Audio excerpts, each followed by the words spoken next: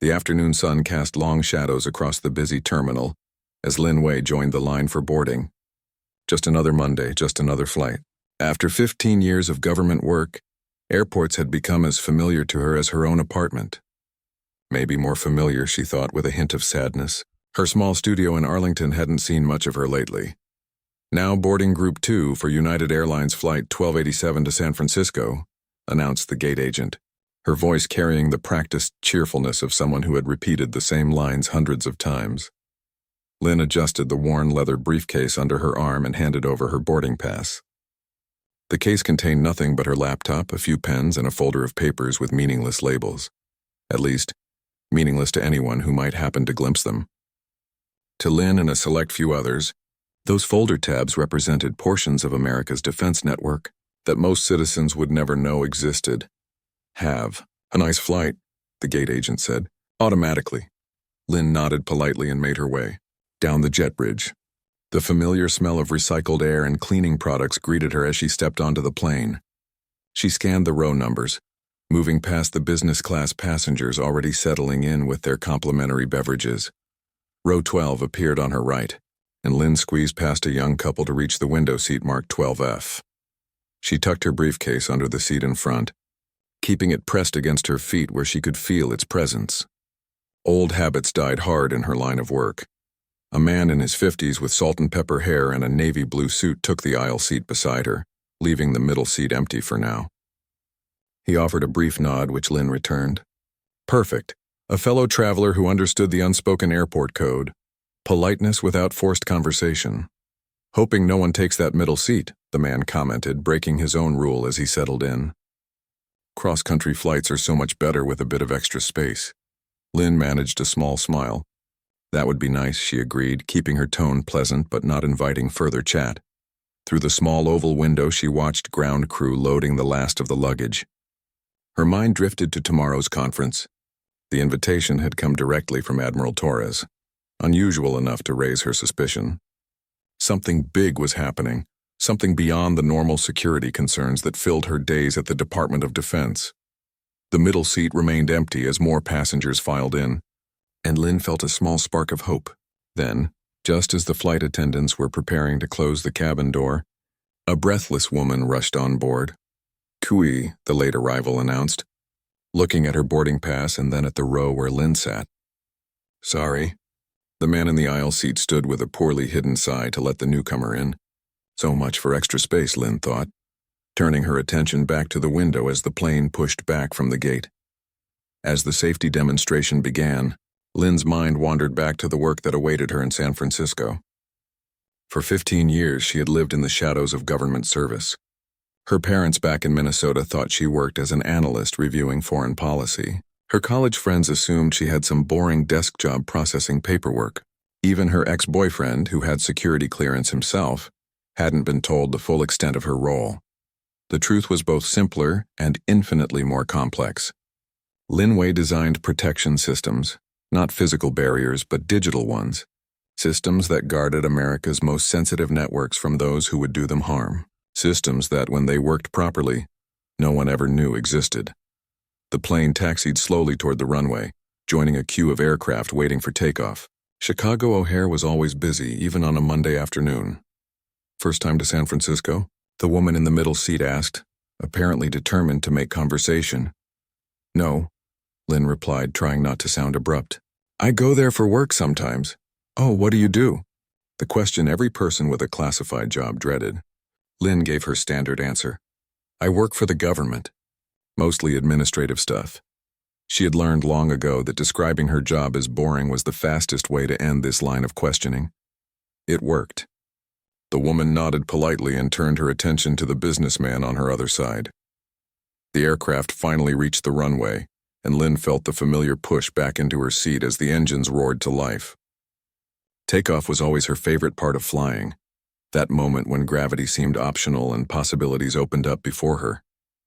A small reminder of why she had chosen her path in life, to protect these moments of human achievement from those who couldn't build, only destroy.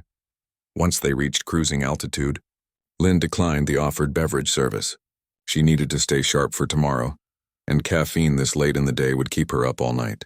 Instead, she pulled out a paperback novel from her jacket pocket, a spy thriller that made her smile at how differently the author portrayed intelligence work compared to the reality of endless code reviews and security assessments. The businessman beside her was now fully engaged with the woman in the middle seat, discussing something about sales targets and market growth.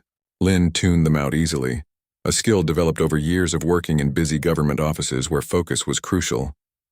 An hour into the flight, the smooth journey suddenly roughened. The plane dipped and shuddered, causing several passengers to gasp. Lynn's hand tightened instinctively around her armrest, but her expression remained calm. The seatbelt sign chimed back on.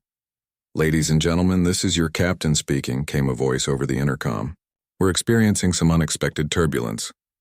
I've turned on the fasten seatbelt sign, so please return to your seats if you're up and moving about the cabin."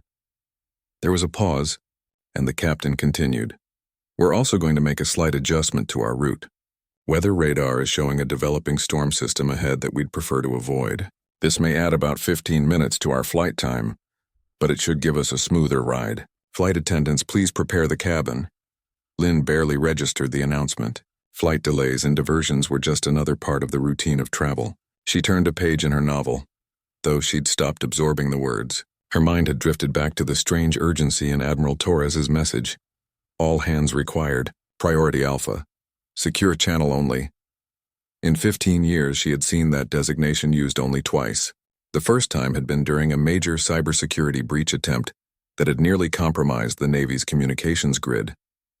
The second had been during a satellite malfunction that briefly exposed certain surveillance capabilities.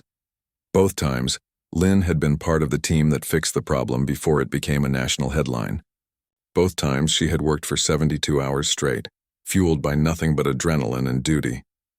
And both times when it was over, she had returned to her anonymous desk in a building most Americans didn't know existed. The plane banked slightly to the left as it adjusted course. Outside her window, Lynn could see they were passing through wisps of cloud now, the afternoon sun turning them golden at the edges. It was beautiful in a quiet, fleeting way, the kind of beauty you had to pause to notice. Something about the clouds reminded her of her childhood, lying on her back in the grass behind her parents' house, imagining shapes in the sky, before algorithms and security protocols filled her world, before she carried the weight of secrets that sometimes kept her awake at night. The turbulence increased slightly, jolting her out of her memories. The woman in the middle seat gripped both armrests tightly, her knuckles whitening. "Not a fan of bumpy flights?" Lynn asked, offering a small kindness. "I fly all the time for work, but I never get used to the turbulence," the woman admitted with a nervous laugh. "My mom always said I had an overactive imagination. Right now I'm imagining all sorts of things going wrong. The plane is designed to handle much worse than this," Lynn said reassuringly. "Think of it like driving over small bumps in the road." What Lynn didn't say was that she knew exactly how these aircraft were built and tested, had reviewed security protocols for the onboard systems, had once spent 3 months analyzing potential vulnerabilities in the navigation software. Some knowledge was better kept to herself. Little did she know that the small course adjustment, that routine diversion to avoid weather, was about to make this flight anything but unremarkable. In less than 15 minutes, everything would change. But for now, Lin Wei was just another passenger in seat 12F. One face among many, exactly as she preferred to remain. 2 F-22 Raptor pilots glided through the afternoon sky, their sleek aircraft cutting through clouds with practiced precision. Lieutenant Darby, callsign Hawk, checked his instruments as he led the training exercise. His wingman, Lieutenant Rodriguez, callsign Viper, maintained position off his right wing. "Control, this is Hawk. We're entering Zone 6 for the intercept drill," Darby reported through his oxygen mask. "Copy that, Hawk. You're clear for Zone 6. Exercises," responded the controller from Edwards Air Force Base. "Maintain current altitude and proceed with training protocol." The 2 fighter pilots had been friends since flight school, now paired together in the elite squadron, tasked with protecting the western airspace. Today's mission was routine. Practice intercept maneuvers, test response times, and sharpen the skills that kept America's skies safe. Rodriguez's voice crackled through the radio. "Hawk, I'm picking up something on radar. Looks like commercial traffic bearing 270. Darby frowned behind his visor. "That's odd. Zone 6 should be clear of all commercial routes today. He checked his own radar display, confirming his wingman's observation. A large blip was indeed moving into their airspace, an area temporarily restricted for their training exercises. Control, we have an unscheduled aircraft entering restricted airspace. Can you confirm? There was a moment of silence before the controller responded, his voice now carrying a more serious tone. Confirmed, Hawk. We're showing United Airlines Flight 1287 deviating from approved flight path. Weather diversion, but they shouldn't be in your zone. Copy that. Moving to intercept and redirect. With a subtle adjustment to his controls, Darby banked his F-22 toward the approaching airliner. Rodriguez followed suit, the two jets now flying in perfect formation as they closed the distance. Viper, standard intercept protocol. Let's escort them back to approved airspace. Copy that, Hawk. Inside United Flight 1287, Lin Wei was still lost in her book, though her mind continued to wander to tomorrow's meeting. The turbulence had subsided somewhat, but the seatbelt sign remained illuminated. The businessman next to her had fallen asleep, his sales pitch finally exhausted. The first sign that something was unusual came when Lin noticed a flight attendant hurrying toward the cockpit, her practiced smile replaced by a look of concern. Then came the captain's voice over the intercom, too controlled to be natural. Ladies and gentlemen, this is your captain speaking. Please remain in your seats with your seatbelts fastened. We have a slight change in our flight path. Lin's instincts, honed by years of crisis management, immediately sensed the hesitation in the captain's voice. Something wasn't right. The woman in the middle seat nudged the sleeping businessman. "What's going on?" she asked, worry creeping into her voice. Before he could answer, a collective gasp spread through the cabin as passengers on the right side of the plane pointed out their windows. Lin leaned forward to look past her seatmates. There, flying alongside the commercial airliner at a safe but close distance, was the unmistakable silhouette of an F-22 Raptor, one of the most advanced fighter jets in the world. Its sleek angular form was both beautiful and intimidating as it kept perfect pace with their plane. "Oh my God," the middle seat woman whispered. "Is that a fighter jet? Are we being intercepted?" Murmurs rippled through the cabin as passengers shared the sighting. Phones came out to take pictures. A child a few rows ahead squealed with excitement, too young to understand the potential seriousness of the situation. In the cockpit, Captain Reynolds gripped the yoke with sweaty palms as he responded to the military radio frequency. United 1287, this is Raptor Lead. You have entered restricted military airspace. Acknowledge and prepare to follow escort to approved corridor. Raptor Lead, this is United 1287. We acknowledge the airspace violation, following weather diversion as cleared by Chicago Center. Preparing to follow your lead. United 1287, we need your current flight manifest and identifying codes. Standard protocol for airspace breach. The co-pilot looked at Reynolds with surprise. That's unusual. They don't typically ask for manifest data. Reynolds shrugged, though his expression betrayed concern. Nothing about this is typical, Mike. Let's comply and get out of their hair as quickly as possible. While the co-pilot began transmitting the requested information, Reynolds made another announcement to the passengers.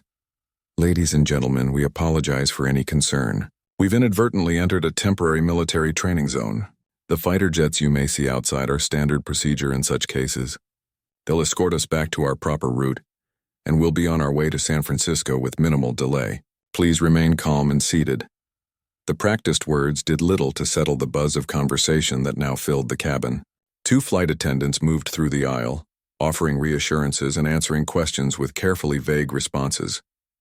Lin remained quiet, her mind calculating possibilities. Military intercepts of civilian aircraft weren't uncommon when planes strayed into restricted areas, but something felt off about this particular situation.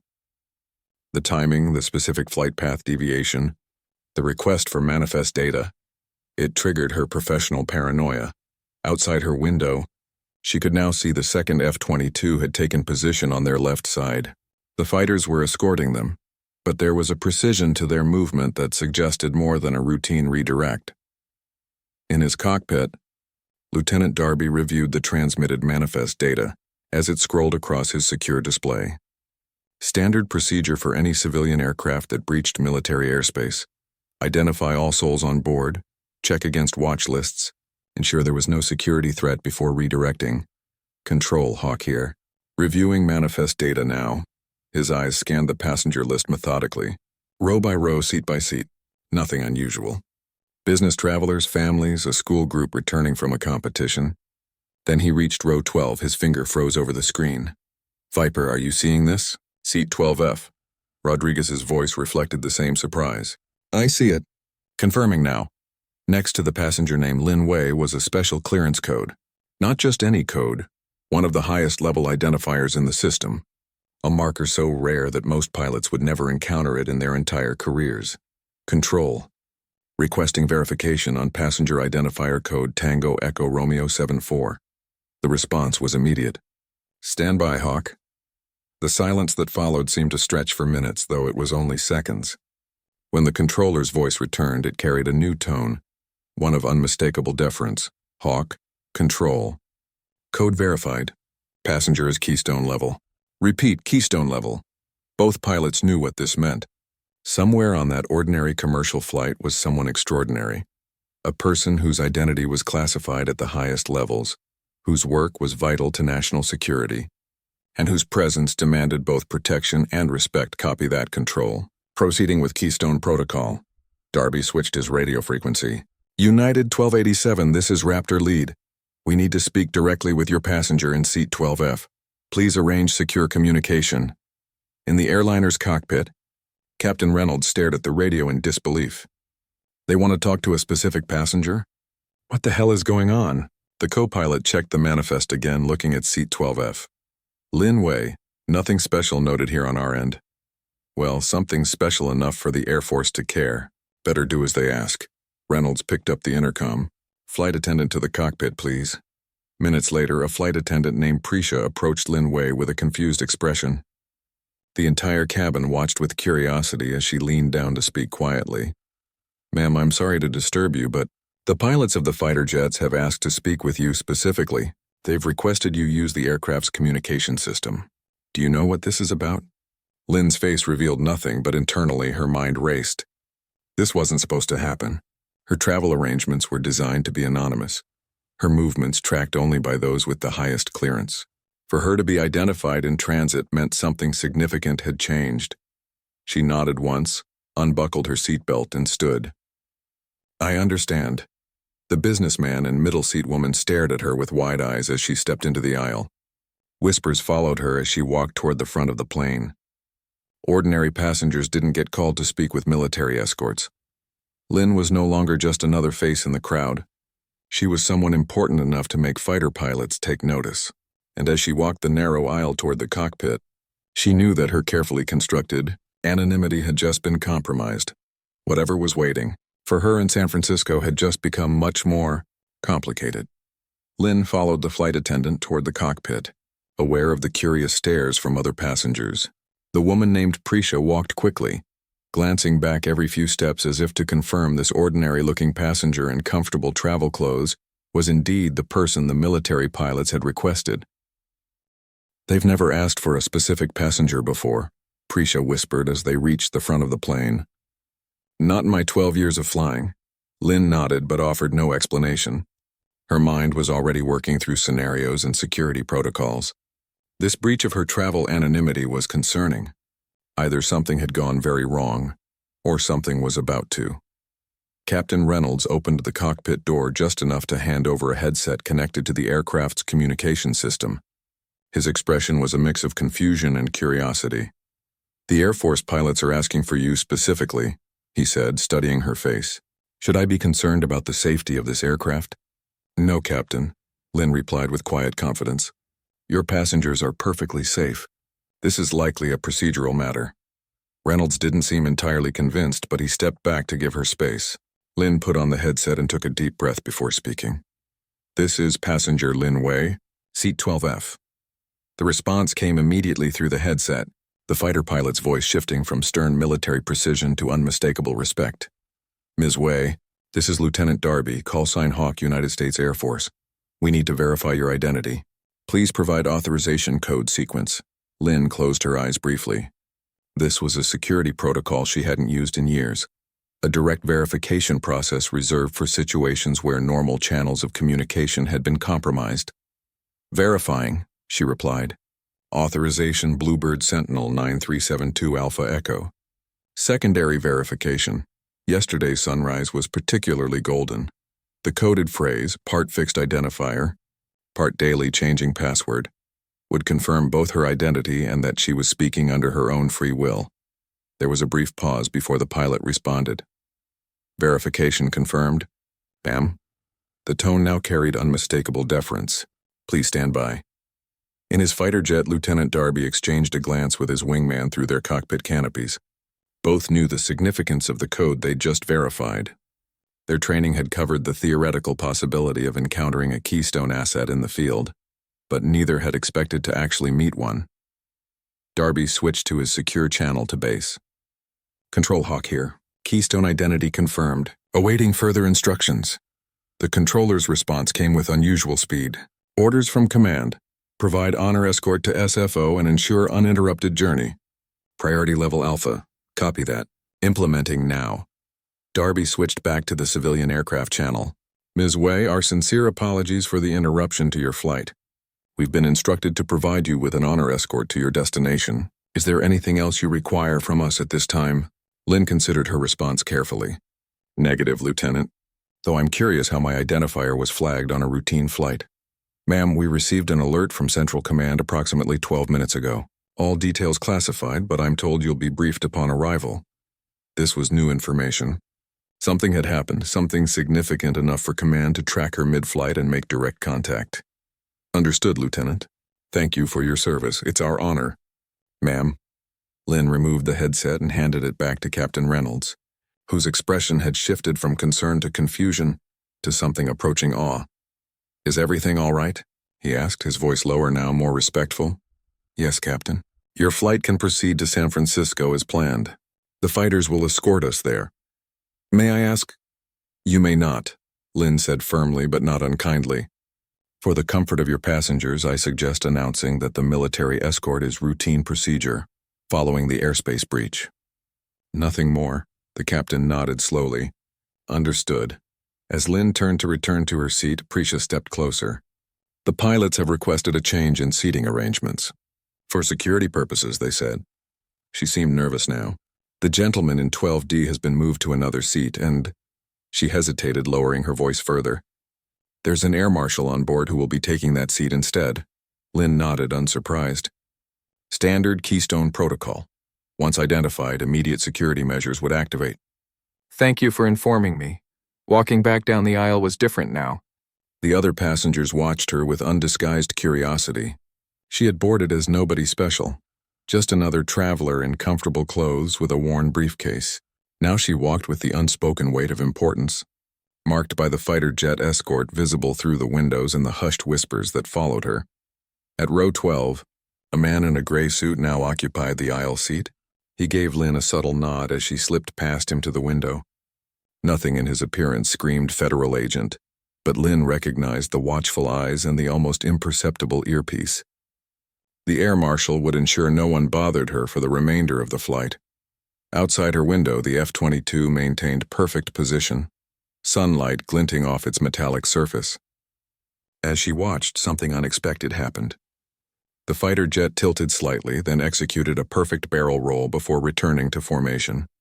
The maneuver was precise, controlled, and definitely not standard procedure. Even from within the commercial airliner, Lynn could hear the gasps and exclamations from other passengers who had witnessed it.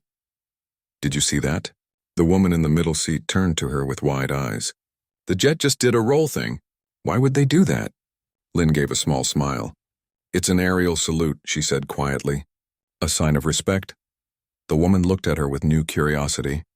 Respect for what? For service, Lynn said simply, turning back to the window. The captain's voice came over the intercom, explaining that the military escort would continue to San Francisco, assuring passengers there was no cause for concern, and thanking them for their patience during this unusual but routine procedure. Routine. Lynn almost smiled at the word. Nothing about this was routine. She glanced at her watch. They would land in approximately 2 hours. By now, Admiral Torres would know she had been identified in transit. Security protocols would be shifting at their destination. Whatever meeting awaited her had just become considerably more complicated. The air marshal beside her kept his gaze forward, maintaining the fiction that he was just another passenger. But his presence told Lynn everything she needed to know about the seriousness of the situation. "We've never met," he said quietly, not looking at her, "but I know your work." Lynn didn't respond, waiting. 3 years ago, the Shanghai incident. A flash of memory, 72 hours without sleep, fingers flying over keyboards as she raced to close a security breach that threatened to expose American intelligence assets across Asia. A crisis averted so completely that it never made the news, never entered public consciousness. One of her greatest accomplishments, known only to a handful of people with the highest security clearance. "You saved lives that day," the marshal continued, his voice barely audible over the drone of the engines, "mine included." Lynn nodded once, acknowledging without confirming. Through the window, she could see the second F-22 had moved into position on the other side of the aircraft. The 2 fighter jets now formed a perfect escort pattern, a flying honor guard visible to everyone on the ground below. Back in seat 12D, the businessman who had been moved now sat near the rear of the aircraft. Still bewildered by the sudden request to change seats, he kept glancing forward, trying to catch a glimpse of the woman who had been his seatmate. Who was she? What made her important enough for fighter jets to come calling? Similar questions buzzed throughout the cabin. Passengers speculated in hushed voices. Was she a government official? A foreign dignitary traveling incognito? Someone in trouble with the law? None guessed the truth. That the quiet woman in seat 12F had designed the very systems that kept America's digital infrastructure safe. That her algorithms protected military and civilian networks alike. That her work had silently prevented disasters that would have made headlines around the world.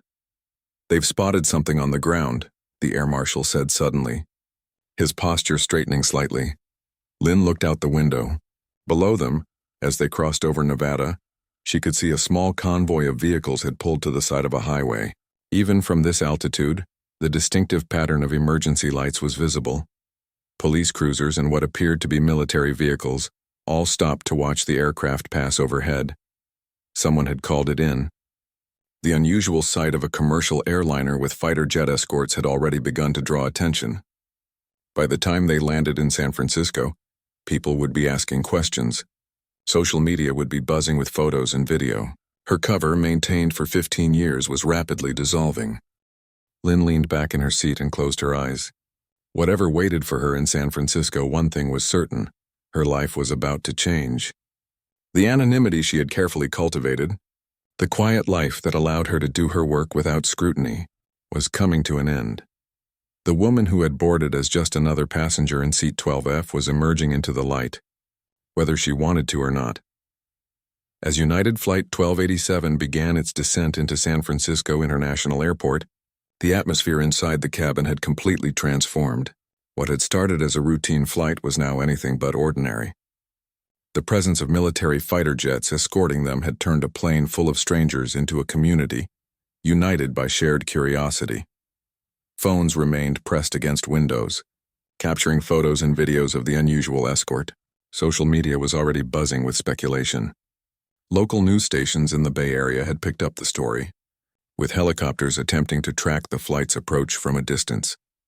Through it all, Lin Wei sat quietly by her window, outwardly calm despite the storm of thoughts racing through her mind. The air marshal beside her maintained his cover, pretending to read a magazine while scanning the cabin for any unusual activity. "We're going to land at a special gate," he said in a low voice, turning a page that he wasn't actually reading. "Security team waiting. They'll take you directly to your meeting." Lynn nodded slightly. "Any word on why I was identified in transit?" "That shouldn't have happened." The marshal hesitated before answering. "Above my clearance. But chatter suggests something big is happening. System-wide alerts went out about 2 hours ago." That wasn't good news. System-wide alerts were reserved for the most serious security threats, the kind that could affect national infrastructure or military readiness. If her identity had been flagged as part of such an alert, the situation waiting for her was likely critical. The captain's voice came over the intercom, instructing the flight attendants to prepare for landing. He made no mention of their fighter jet escort or the unusual circumstances of their arrival. Some things were better left unsaid, at least until they were safely on the ground. "Excuse me," came a voice from across the aisle.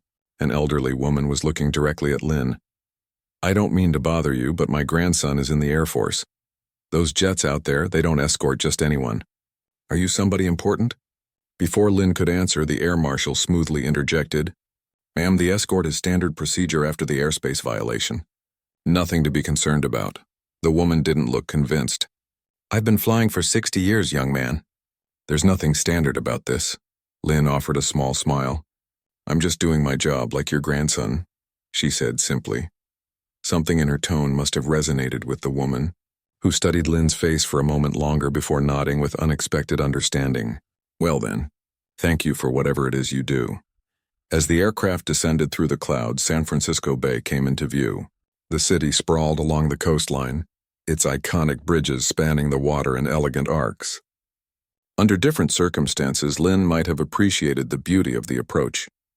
Today her mind was focused on what awaited her on the ground. The landing was smooth despite the crosswinds that often challenged pilots at SFO. As they taxied away from the main terminals, passengers began to notice they weren't heading for the usual gates. "Where are we going?" someone asked. "Why aren't we stopping at the regular terminal?" questioned another. The captain's voice returned, calm and reassuring. "Ladies and gentlemen, we've been directed to a special gate for this arrival. This is nothing to be concerned about. Once we're parked, you'll be escorted to the main terminal by ground staff. We apologize for any inconvenience." Lynn could see the special reception through her window, black SUVs with government plates, airport security vehicles, and what appeared to be military personnel in plain clothes waiting on the tarmac. This was far more than the standard greeting for someone of her clearance level. Something had definitely changed. The plane came to a stop. Unlike the usual rush to stand and gather belongings, passengers remained seated, still watching through windows as the F-22s performed one final aerial maneuver before banking away toward their base. "Ladies and gentlemen," the captain said, his voice more serious now, "we've been asked to deplane in a specific order today. Please remain seated until your row is called. Thank you for your cooperation." The air marshal leaned closer to Lynn. "They'll board first. You'll exit last." Lynn nodded, understanding the protocol. "Keep the high-value assets separated from the crowd. Minimize exposure. Control the environment." As predicted, ground crew boarded quickly, followed by airport officials who began the systematic deplaning process from the front of the aircraft. Passengers filed out row by row, many looking back toward Lynn with undisguised curiosity as they passed. "Did you notice?" the woman in the middle seat asked as she gathered her things. "They're checking everyone's ID twice before letting them off." Lynn had noticed. It was a subtle but significant security measure. Not just protecting her, verifying that no one on the flight posed a potential threat. Soon, only a handful of passengers remained at the rear of the plane. The flight attendants had completed their duties and stood near the exit, exchanging puzzled glances. Captain Reynolds emerged from the cockpit and made his way down the aisle. He stopped at row 12, looking directly at Lynn. "I've been flying for 27 years, he said quietly. "Crossed the Pacific more times than I can count.